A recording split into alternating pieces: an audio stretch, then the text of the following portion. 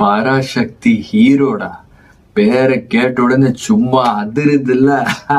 1950 60 நடந்த ஹிந்தி இம்போசிஷனுக்கு எதிரான தமிழர்கள் நடத்திய போராட்டம், அதை பேஸ் பண்ண ஒரு படம் தான். சிவகார்த்திகேயன் அவர்களை பாத்தீங்கன்னா ஆக்டிங் வைஸ் அவர் வந்து பயங்கரமா அவரோட கிராஃப் வந்து அதிகமா இருக்கு. கூர்ந்து கவனிச்சீங்கன்னா அவருடைய செலெக்ஷன் வந்து பயங்கரமா இருக்கு. அவர் நினைச்சா சும்மா ஜாலியா ஏதாவது ஒன்று பண்ணிட்டு போயிடலாம், ஆனா அதை அவர் பண்ணல. ரொம்ப நல்ல மூவிஸா எடுத்து பண்ணிட்டு இருக்காரு. அதுக்கே சிவானா ஹேட்ஸ் ஆஃப். அதர்வா அவர்கள் ஷார்ட் டைம்ல அவர் ரோலா இருந்தாலும் ரொம்ப நல்லா பண்ணியிருக்காரு. ஒரு ஃபயர்ஸான ரோலா இருக்கு, நல்லா இருக்கு. நம்ம ஜெயம் ரவி மோகன் அவர் வந்துட்டு நம்ம ஒரு கியூட்டிஃபைடா ஒரு லவர் பாய் அந்த மாதிரிதான் நம்ம பார்த்துருப்போம் நிறைய நேரத்துல.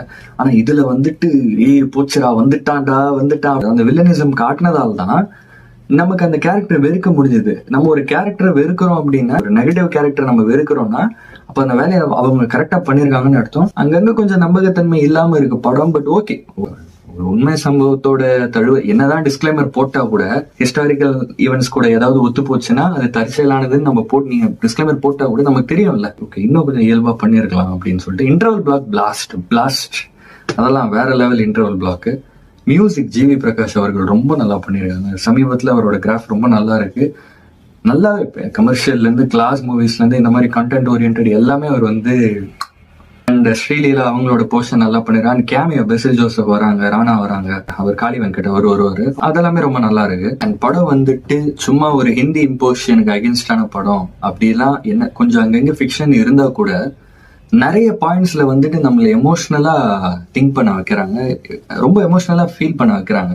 ஏன்னா நீங்க நல்லா யோசிச்சு பாருங்க, இன்னைக்கு நம்ம ஹிந்தி தெரியாது போடான்னு ஹேஷ்டாக் ட்ரெண்ட் பண்றதா இருக்கட்டும், இந்த யூனியன் கவர்மெண்ட் நம்ம வந்து கலாய்க்கிறது, இன்னைக்கு பண்ற சுதந்திரம் இருக்குன்னா அப்போ அன்னைக்கு அவங்க எல்லாம் ரத்தம் சிந்தனால தான் நம்ம இதை பண்ண முடிஞ்சது. கரெக்டுங்களா? இல்லைன்னா நம்ம வந்துட்டு இவ்வளவு ஃப்ரீடம் ஆஃப் ஸ்பீச்சும் நமக்கு வந்து இவ்வளவு இது பண்ணிருக்க முடியாது. ஒரு படத்துல ஒரு சீனே வரும், ஒரு படிவமே வந்துட்டு பேங்க் சலான் ஃபில் பண்றதே ஃபுல் அண்ட் ஃபுல் ஹிந்தில இருக்கும். இந்த இம்போசிஷனால ஒரு ஆள் தற்கொலை பண்ணிக்கிற மாதிரியா இருக்கட்டும், நிஜத்துல இன்னும் பயங்கரமா நடந்திருக்கும். ஸோ அதெல்லாம் பார்க்கும்போது ரொம்பவே உருக்கமா இருந்தது. இவ்வளவு கஷ்டப்பட்டு தான் நமக்கு தமிழ் பேசுற அந்த உரிமையை நமக்கு வந்து கிடைச்சிருக்கு. பேரறிஞர் அண்ணாவோட ஒரு ரெஃபரன்ஸ் வரும், சேத்தன் பண்ணியிருந்தாரு, பிரில்லியன்ட். அவர் எப்படி காசு பண்ணாங்கன்னு தெரியல, அதுக்கே முதல்ல ஹேட்ஸ் ஆஃப். படத்துல அண்ணா அவர்கள் கூட நிறைய டிராவல் பண்றதே திரு நெடுஞ்செழியன் அவர்கள் தான். அங்கங்க கலைஞரோட இது ரெஃபரன்ஸ் வரும். ஏன் இதை பத்தி பேசுறாங்க, ஏன் இவங்களை ஏன் கணக்குல கொண்டு வராங்க அப்படின்னா, அந்த டைம்ல யார் அதெல்லாம் பண்ணாங்க அவங்களதான் சொல்லுவாங்க கண்டிப்பா. அப்கோர்ஸ் மாணவர்கள் போராட்டமா ஆரம்பிச்சு அது அரசியல் படுத்தப்பட்டு இன்னைக்கு நம்ம என்ஜாய் பண்ற எல்லா ஃப்ரீடமும் இது ஒரு கொலாபரேட்டிவ் சக்சஸ். இந்த படத்தை டெஃபினட்டா நீங்க போய் பார்க்கலாம். வாழ்க தமிழ், வெல்க தமிழ். நன்றி, வணக்கம்.